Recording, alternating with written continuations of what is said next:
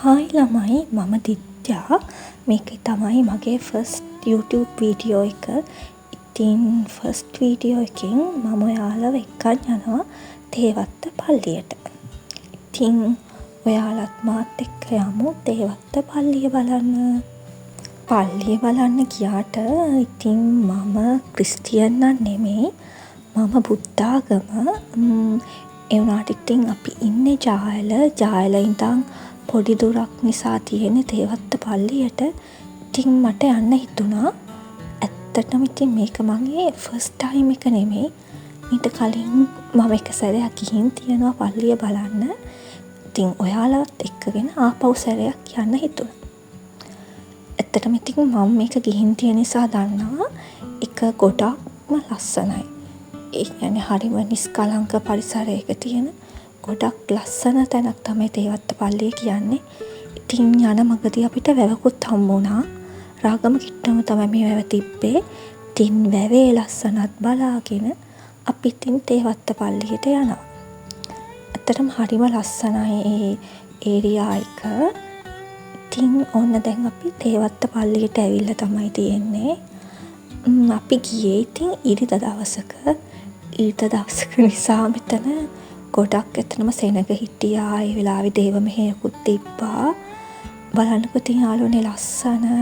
ඇත්තටම මේ තැන ගොඩාක් ගස් පිරීලා තියෙන ගොඩාක් ලස්සන නිස්කලංක තැනක්. මේ පේනව නේද සෙනග ඉතින් ගොඩක් හිටියා එදා. ඉතින් අපි හිතුවා මුලින්ම පල්ලිය ඇතුළට යන්නේ නැතුව පල්ලියේ ඒවත් එතන ඇවිදලා එතන ලස්සන බලලා සෙනග පොඩ්ඩක් අඩු වුණාම ඇතුළට යනවා කියලා. ඉතින් අපි ඇතුළට ගියා යාළුවනේ. ඇත්තටම ඒ වුණාට මං ඇතුළ නම් වීඩියෝ කරේ නැහැ. يعني වත්ත මේ ටිකේ ලස්සන බලලා අපි ඇතුළට ගියා. එනට මම ඇතුළ වීඩියෝ කරේ නැහැ. මොකද අපි ඒ වෙලාවේ යනකොටත් එතන දේව මෙහෙයක් තිබ්බා. ඉතින් මම දන්නේ නැහැ දේව මෙහෙයන් යනකොට වීඩියෝ කරන්න තහනම්ද නැද්ද කියන එක ගැන මට ලොකු අයිඩියා එකක් නැහැ. ඒ නිසා ඉතින් මම ඇතුළ නම් වීඩියෝ කරේ නැහැ. ඒ වුණාට ඉතින් මේ එළියේ ලස්සන බලන්න පුළුවන්. පේන නේද මෙතන ගොඩාක් ලස්සනයි. ගොඩක් ගස් කොළන් පිරිච්ච ගොඩාක් ලස්සන තැනක්. දැන් මේ තේවත්ත පල්ලියේ තියෙන රාගම. රාගම කියන්නේ ඉතින් අර හැමෝම දන්නවනේ ගොඩක් සෙනග ඉන්න ටිකක් ජනාකීර්ණ පැත්තක්නේ. ඒ වුණාට මේ පල්ලිය ඇතුළට ආවම රාගමද කියලාවත් හිතා ගන්න බෑ. ගස් කොළන් පිරීලා හරිම නිස්කලංකයි. හරියට අර බුද්ධාගම අපේ අර නිකන් ආරණ්‍ය තියෙන යන්නේ ආරණ්‍යයකට ගියා වගේ තමයි පේන්නේ. ඇත්තටම ගොඩාක් නිස්කලංකයි. එතන වැවකුත් තිබ්බා පල්ලිය ගාවම.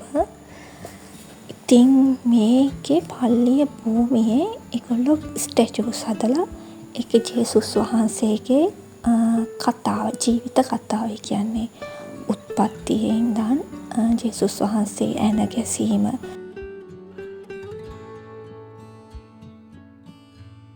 ඔක්කොම ඒවා ස්ටැචුස් වල මේ පල්ලියේ ගාඩන් එකේ පෙන්නලා තියෙනවා.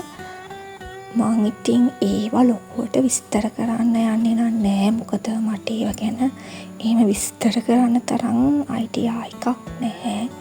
අපි ඉතින් ඒවා බල එක කියලා ඒකේ ස්ටැචු එක යට ගහලා තියෙනවා මොකද්ද ඒකෙන් පෙන්නන්නේ කියලා.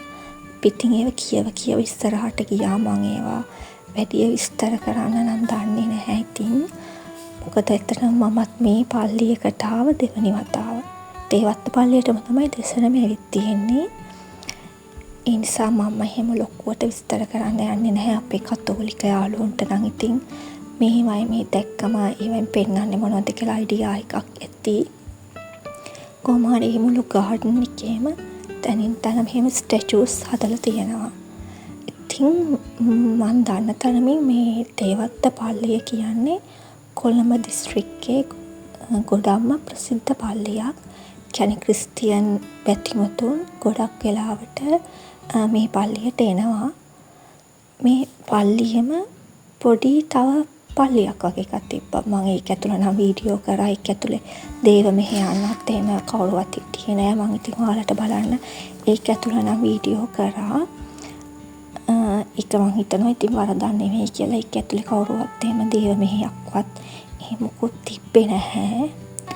ඊට පස්සේ මෙතන තව අර ජේසුස් වහන්සේගේ ජීවිත කතාව පෙන්නන ස්ටැචුස් වලට අමතරව දේව මාතාවන්ගේ ස්ටැචුස් එහෙම ගොඩක් හැමතැනම ඉතින් තියෙනවා. මං ඉතින් මේ වගේ ඉතින් ඇත්තටම පෙන්නන්නේ කවුද එහෙම කියලා කියන්න නම් දන්නේ නැහැ යාළුවනේ. ඊට පස්සේ මෙන්න මෙතන ආශිර්වාද තටාකය ආපන ශාලාව එහෙම කියලා ඒරියා එකක් තිබ්බා. පිටින් ගියා එකක් බලන්න. ඒ ටික නම් වැඩිය නඩත්තු කරලා නැහැ වගේ. ඉතින් වැඩිය සෙනගක් හිටියෙත් නැහැ. ඔය පේන බිල්ඩින් එක තමයි ආපන ශාලාව කියලා තිබ්බෙත් ඒත් ඒකත් වහලා දාලා. මන් දන්නේ සමහර විට ඔය පල්ලි මංගල්ලේ වගේ කාලෙට මේක අරිනවද එහෙම කොහොමද කියන්න මන් දන්නේ. ඒ වුණාට අපි ගිය දවස් නම් වහලා තිබ්බේ. මේ ඒරියා එක ළමයි ගොඩාක් ලොකුයි. මං හිතන්නේ අක්කර මන් දන්න තරමේ මං හොයලා බැලුවා අක්කර 62ක වගේ ඒරියා එකක් තියෙනවා.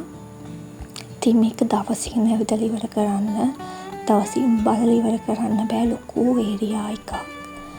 පල්ලියට ඇතුළේ ටිකේ තමයි හැබැයි ගොඩක් සෙනග හිටියේ. මේ අපි මේ ඇවිදින ඒරියා එකේ නම් හිටියේ නැහැ. ඉතින් ළමයි මේ තියෙන්නේ මොකක් වගේද ඔයාලට පේන්නේ?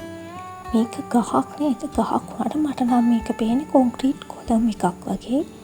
ඔයාලට වීඩියෝ එකේ කොහොම පේනවද මන්ට කියන්න දන්නේ නැහැ. ඒ වුණාට ඇස් දෙකෙන් බැලුවම මේක ගහක් කියලා ඇත්තටම හිතාගන්න බෑ. ඒකයි මම මේ වීඩියෝත් කරේ ඔයාලට පෙන්නන්න. දැන් ගහක කන්දක් වුණාම පොඩ්ඩක් ඇද වෙලා වගේ තියෙනවනේ. මේක එහෙම නෑ. හරි කෙලින් තියෙන. ඉතින් මට ඉතින් හිතුණා වීඩියෝ කරලා ඔයාලටත් එක්ක පෙන්නන්න ඕන කියලා. මම ඉතින් ළඟටම ගිහිල්ලා වීඩියෝ කරා ඔයාලට එක්ක පෙන්නන්න පේනව නේද? මට නම් ඒක පේන්නේම කොන්ක්‍රීට් කොලම් එකක් වගේ. එදා ඊට පස්සේ අපි කීල්ස් එකෙන් බඩු වගේකුත් අරගෙන ගෙදර ආවා. ආයේ හම්බ වෙනකම්